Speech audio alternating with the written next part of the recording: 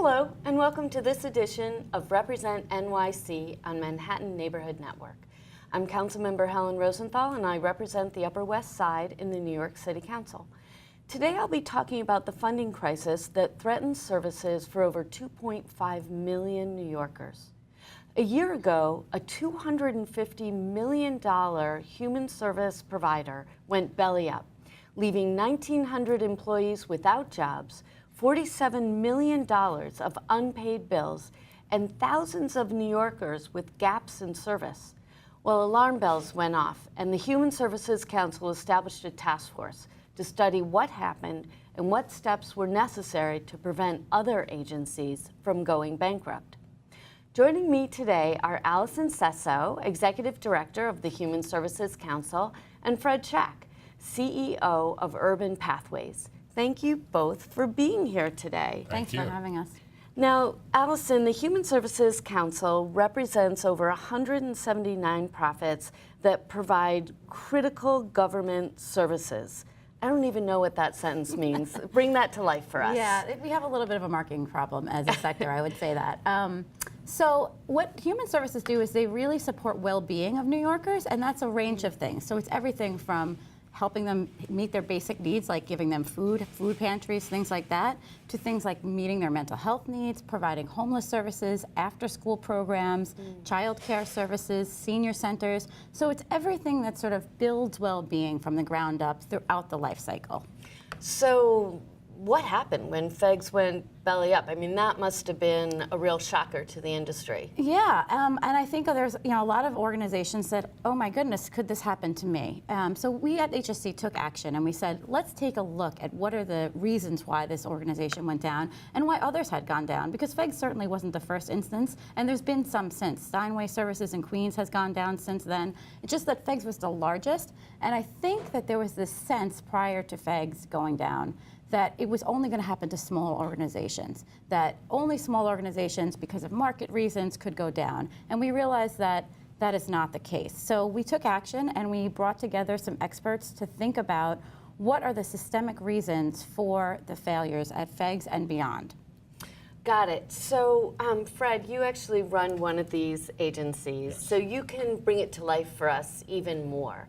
What happens when a social service provider like yours, well, first of all, describe what Urban Pathways does, and then tell us what happens when, your funding runs short. Okay, so we're a 40-year-old not-for-profit operating here in New York City.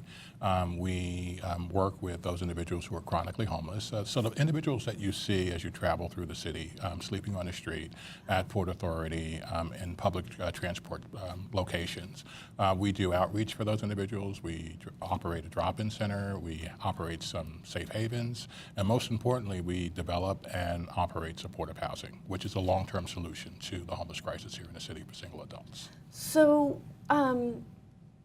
that's incredibly important work, especially now when people say the homeless crisis is one of the most important and that we really need to pay attention to. Absolutely. Let's see, Allison, can you explain what the task force learned so we can make sure that Fred's organization keeps going? Yes, and that is my goal in life, to make sure that organizations like Fred's can keep going and do this important work throughout the city. So what we basically learned is that systemically the system is flawed. Our approach to delivering human services is flawed.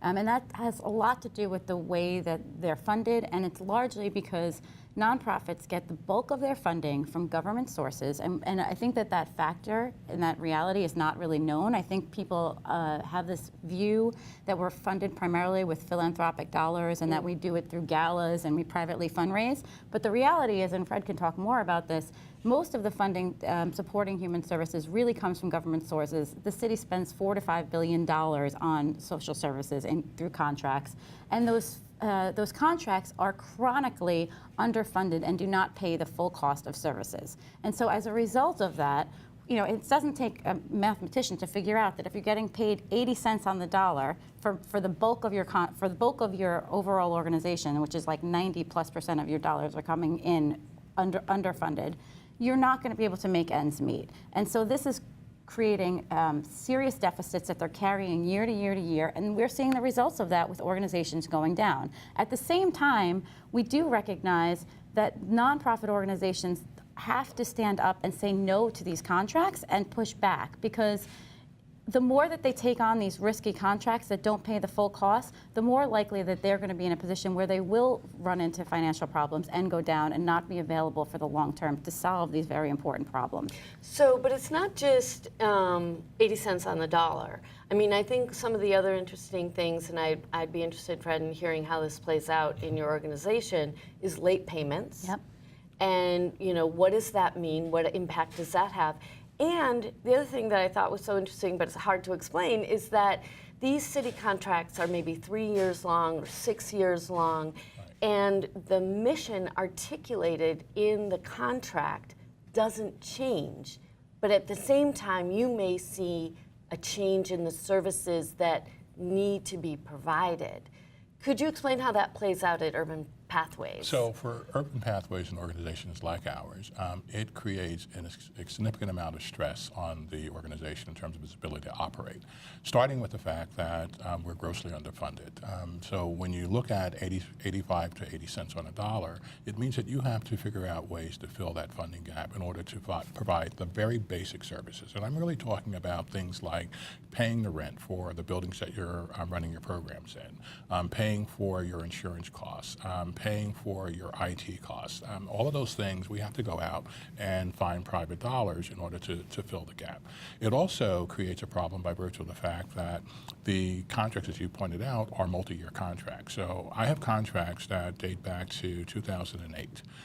That contract has actually grown in total over the last 8 years by $7,000. So there's been absolutely no increases in the funding, while at the same time, my rent has gone up, my insurance costs have gone up, my labor costs have gone up, my health insurance has gone up, everything else has gone up. So what you end up doing is trying to figure out ways within your organization to reduce costs, to cover the things that you have to pay for. And unfortunately, that usually comes on the backs of our employees. Our inability to provide quality health care, our inability to provide salaries that will sustain the individuals who are working for us, and then that results in turnover rates that run anywhere between 30 and 40% for the not-for-profit sector. So you're constantly churning employees because they're not able to continue working for you because you're not paying them enough money to survive in the city.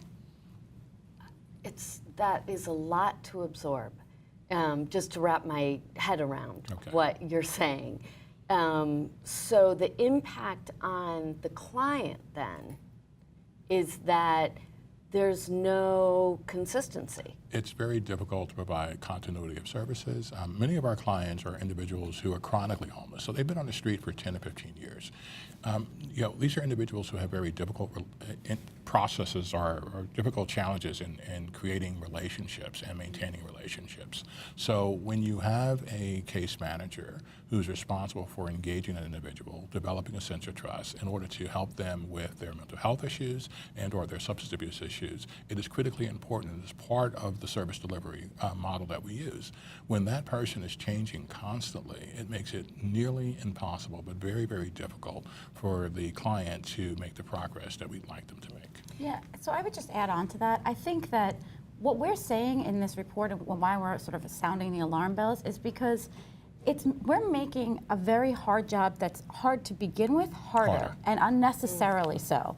And what we're saying is, this, for example, de Blasio administration at the state level, Cuomo, they've put more money into certain services, but putting more money into the services and into the programs without changing the formula and the approach is not going to solve the problem. If you continue to pour money in when you're paying it at 80 cents on the dollar, you're still not allowing the nonprofit, the entity that's doing the services, to function in a way that's going to allow them to be innovative, which is huge and important, to pivot on the moment and to think strategically ahead.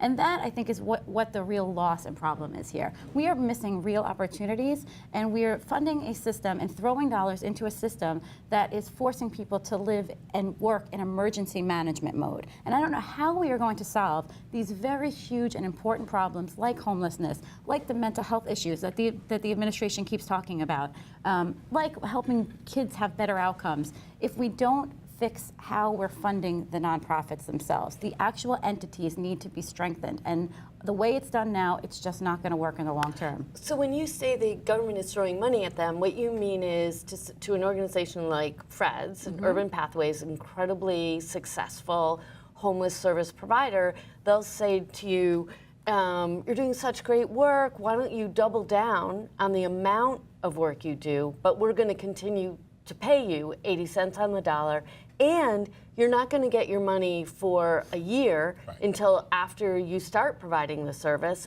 and the service you provide, the model that we're asking you to do it with is outdated. Right. So what happens is you figure out ways to double down, but you can't sustain that long term. So organizations are extremely creative. I think we rely on volunteers. We have graduate interns that we bring into the organization. We have an extremely dedicated staff. Nobody works a 35-hour work week. It is an extremely difficult process to provide good services under this kind of environment. Right, so can I just add one thing that I think is important that you're raising? So Fred ends up spending time thinking about how he can fundraise as opposed to how he can serve the people that he's, not that he shouldn't spend any time fundraising, but that's increasingly becoming an important focus in order to continue to survive, and that's a problem. And the reality is that I like to go to funders and talk about ways that I can enhance the services to our clients. Nobody wants to pay to keep the lights on. What they want to do is they want to pay for enhanced therapeutic services to the clients that we serve, or job training programs that isn't funded by the city. But unfortunately, when I'm going to my funders and I'm asking for support, I'm asking them to pay my auditor, to pay my finance department, to pay my HR department, to pay for me to be able to have a computer to keep track of our clients. And that's not the way the private dollars should be spent. Right. You know, it's funny, I'm smiling because I'm remembering yesterday we were on the steps of City Hall. Yes, we were. And talking about the need to fund these things adequately. And someone came up with the analogy to flying on an airplane. Right. And you always get that message, put the mask on yourself before you put it on your child, which sounds awful, but the truth of the matter is, if you can't take care of yourself, you can't take care of anyone else. Exactly. That's right. And the organizations we need to invest in the organizations themselves, absolutely. So I just want to get back to another point that you made, Fred, about the consistency of staff. I have a friend who is a professional, actually works for the city of New York at a high level, and there's a homeless guy on his street. And so he's been working now for this administration for 2.5 years. Right. He said for his first year, he just started, he would walk by and sort of get to know, say hello. He feels he spent a year building trust. Right. Like he thought he was going to go in there and solve the problem, right? He works for the government. Here, take this brochure, go call Urban Pathways, they're amazing. That didn't turn out to work so well. So he spent the year doing that. And then he actually got the guy to go to a drop-in center. Excellent. Which was great, right? So the next week, he notices the guy's back on the street. And he says, how'd it go at the drop-in center? And the guy says, I never really went. Right. I never went. And so my friend figures out a way to go to work late one day. He takes him to the drop-in center. Excellent. He stays with him at the drop-in center. And you know how the story goes, right? And to that point, now it's 2.5 years later, and the guy's not on the street anymore. Right. Exactly. So it took that 2.5 years of building trust and getting the guy comfortable being at a place that was going to help him, which he had never experienced. Someone helping him, plus loads of mental health problems and the need for medication. It gets to the point of the staff consistency. And that's a real clear indication that the work that we do can and does make a difference. I have stories very similar where individuals have been on the street for a significant number of years, and our outreach workers are out there day and night, in the rain, in the snow, basically approaching these individuals and asking, what can we do for you today? How can we help you today? As a way of creating that relationship. relationship. Once you've established that relationship, then you can begin to provide them with an array of services. We really focus not on a shelter solution, but on a permanent housing solution. So we take individuals like that and we offer them an apartment or a place that they can maintain and that they can control once we get them indoors. And then once we get them indoors, we provide them with the services. But again, that outreach worker needs to be paid a fair wage in order to do that work. You know, who wants to be out in the middle of the street at 2 o'clock in the morning working with a person that is chronically homeless, mentally ill, substance abusing, disoriented?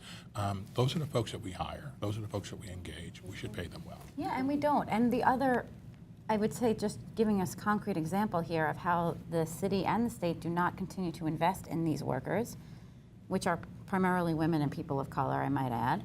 They have not, before last year, there was no cost of living adjustment, no raise given to these workers for 6 years.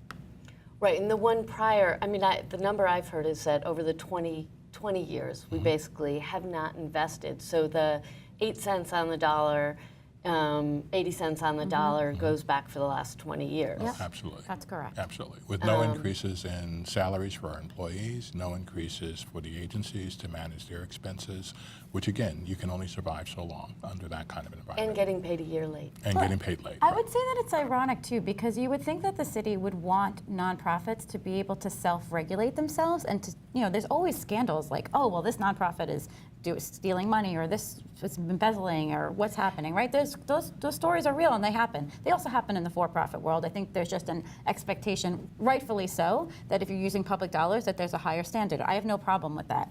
But when you're underfunding the nonprofit and not allowing them to invest in oversight systems within the agency itself, because you're starving them of dollars, they have no ability to invest in technology systems and other staff members that can actually make sure that those problems aren't happening. And that's why you're sort of creating a system where that's more likely to happen. So it's an ironic part that everyone wants to make sure there's right oversight, but yet we're underfunding it, so it's making it impossible for them to invest in that. Exactly. I'm chair of the contracts committee, Yes. which sounds so dull, but It's awesome. it's this stuff. And when I talk about it with my colleagues and in City Hall, there is that tension. Yes. That we want you to operate well, but yet we're putting in more and more layers of oversight. And that's what's happened over the last 20 years, is actually the layers of oversight has been higher and higher, and now coming in, we're trying to actually take those layers of oversight off so you don't have to jump over so many hurdles to get the dollars that you need.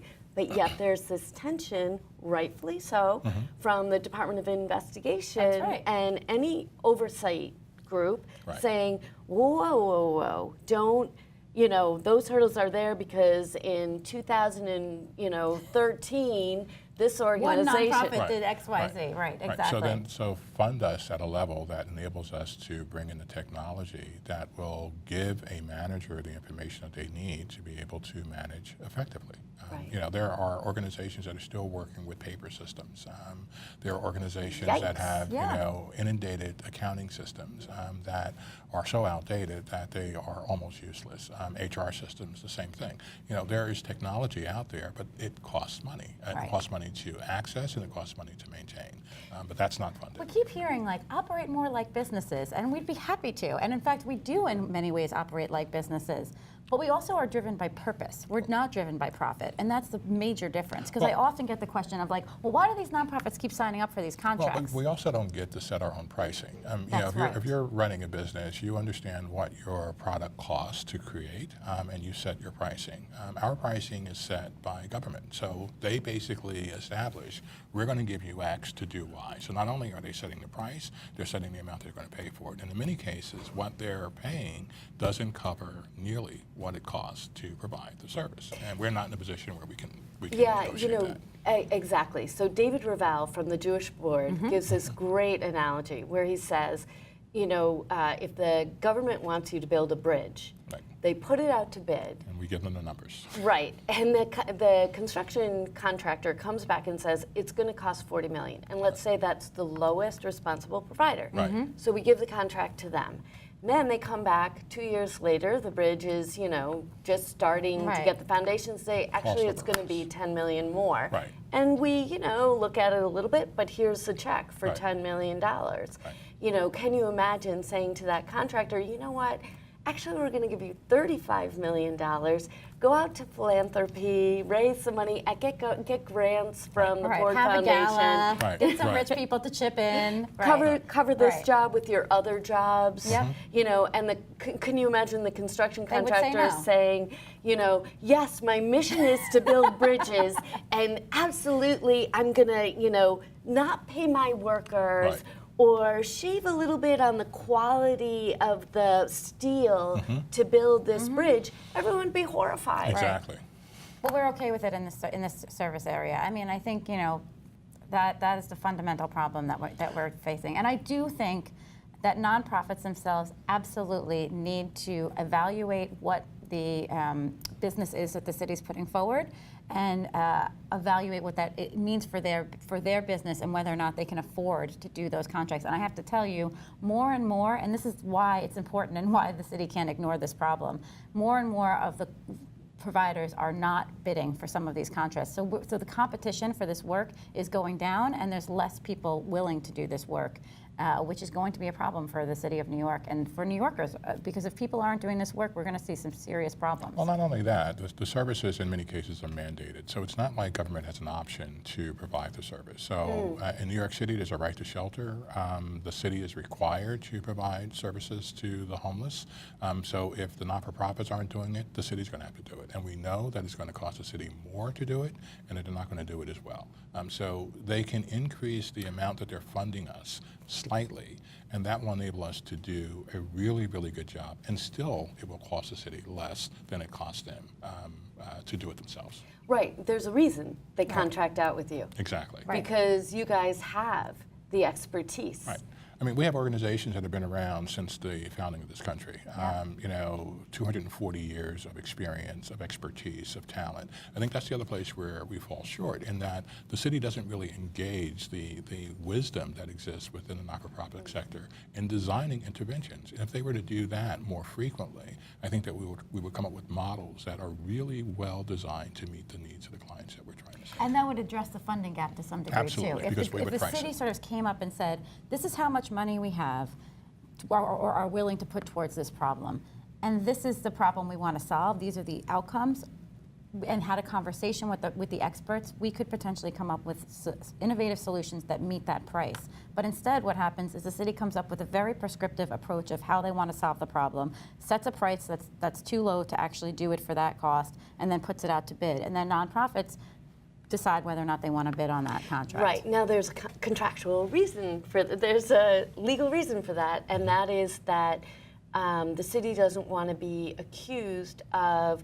rigging an RFP for one service provider or another, right? So if they got input, they would then be accused of writing an RFP, a request for proposals, that's geared toward that provider. Well, only if they asked all of the potential providers to have input, you could avoid that problem. And that's what we've actually suggested through the commission when we looked at this problem. We said, let's have a formal process where everyone that could potentially bid could have input. And we have the capability of doing that because the city has an electronic system in which they have all of the potential providers. Right, and that's new. So that's exactly. So they could That's move new. in that direction. And there's also a model currently underway.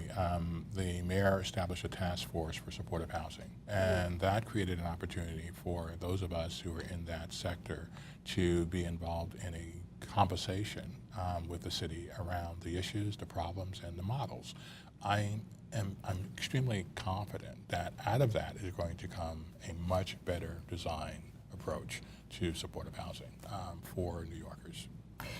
It's so important for us to recognize that we're only having this conversation because this administration has given us the opportunity, the beginning to open the door. Unlike any other time in the city's history for the last 20 years, to start thinking constructively about fixing the problem. I mean, it was this mayor that put money in the budget for beginning to increase salaries. He is setting up task force like the one that you described.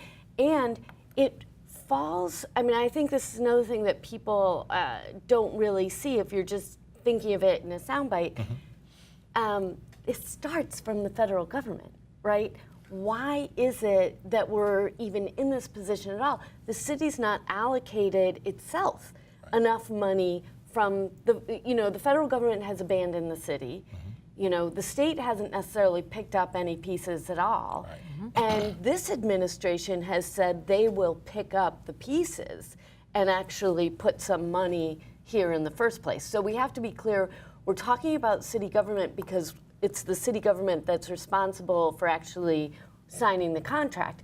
But, you know, their hands are tied and one foot is behind their back, you know, before the story even starts. We're very lucky as a city that we have a lot of our own money to spend. I mean, I've been to other places across the country and talked to human service providers, and they do not have local dollars that they can invest in services. So we are very lucky here. I also think, though, culturally, there's an expectation that's different in New York City, right? True. So that is true, and I hold us, you know, accountable as a, you know, born and raised New Yorker.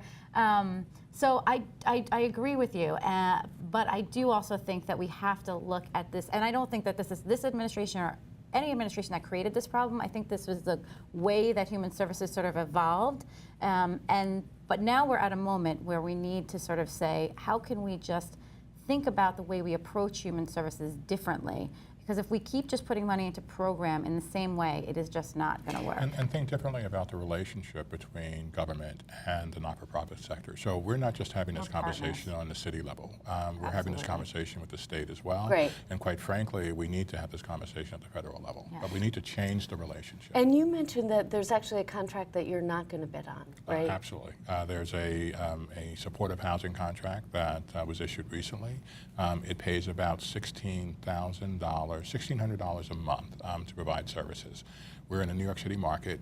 Fair market rent is about $1,300 for a studio apartment. Right. That leaves me about $350 a month to provide case management, supportive services, the counseling, the admin. I mean, all the other costs wrote in here. It just doesn't work. You know, unfortunately, we have to wrap up. We could be going on this for a while. I really appreciate your guys coming in. This was an incredibly thoughtful conversation. I want to thank Allison and Fred for their insights. I'm Council Member Helen Rosenthal. Thanks for watching Represent NYC on Manhattan Neighborhood Network.